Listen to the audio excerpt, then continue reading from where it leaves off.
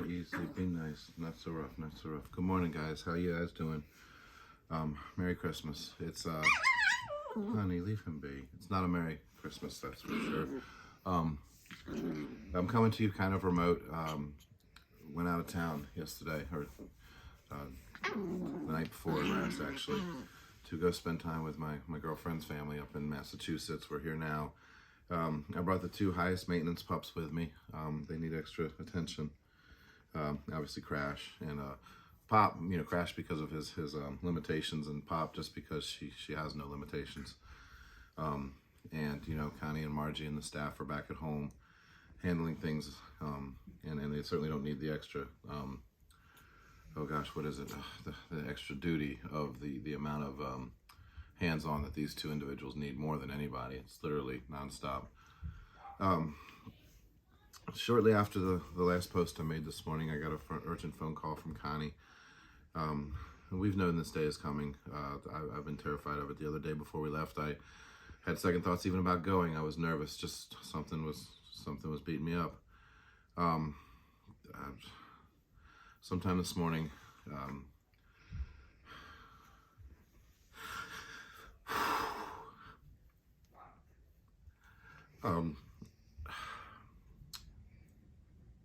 sometime this morning, Zoey had a massive stroke.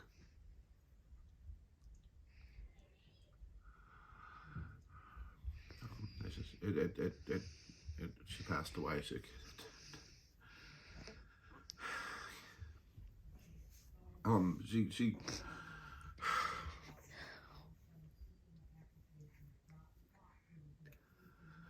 sorry, I just want to get through this, guys, because I don't want you to wonder or worry that we're not be posting for a few days.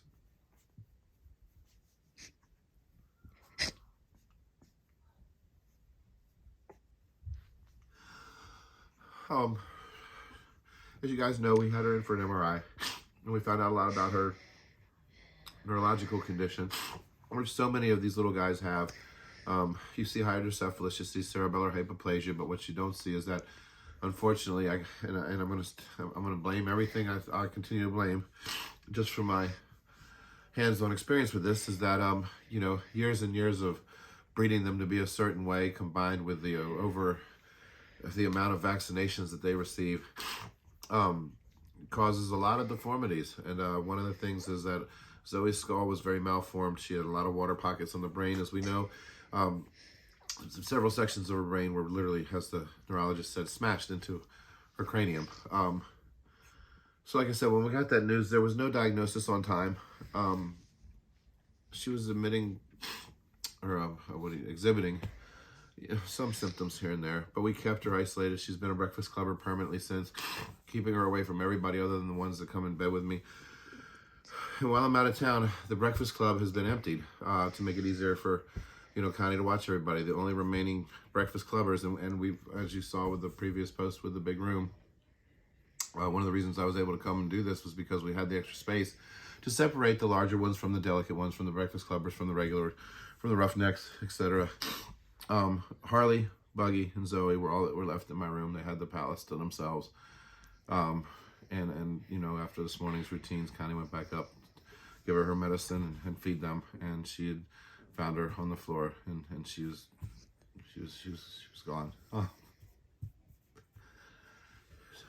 It's hard, as you know. We just changed our profile picture to her and Thor, and now they're back together again. I want to thank everybody for all your Christmas wishes. And I know there's several of you that have sent gifts, and we were going to wait until I got home on Monday to open them, and I'm still going to try to do that. But please, if we forget to say thank you to somebody in particular or something, please forgive us. Everything you guys do was so great, and we're so thankful for your support.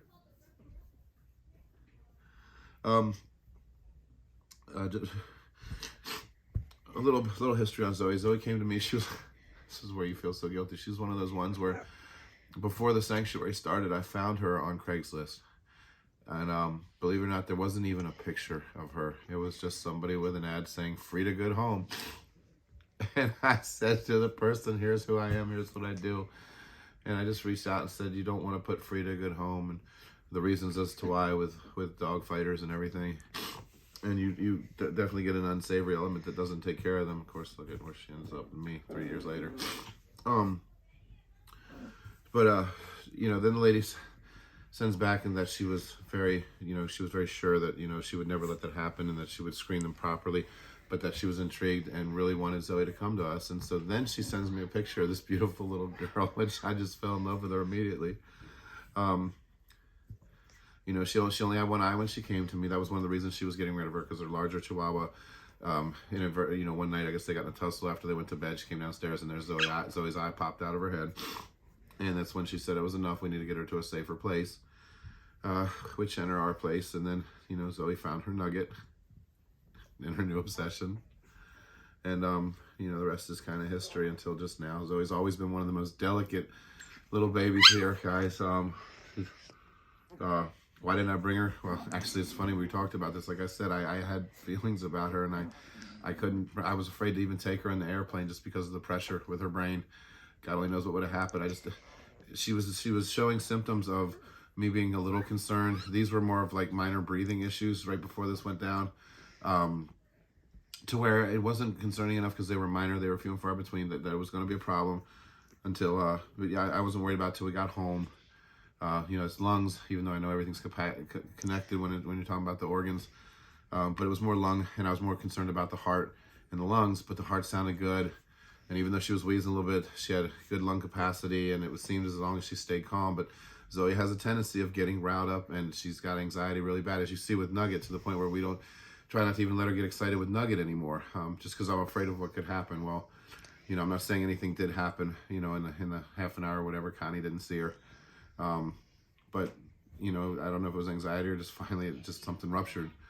But yeah, there was no saving her. There was no coming back. So yeah, our little girl's gone.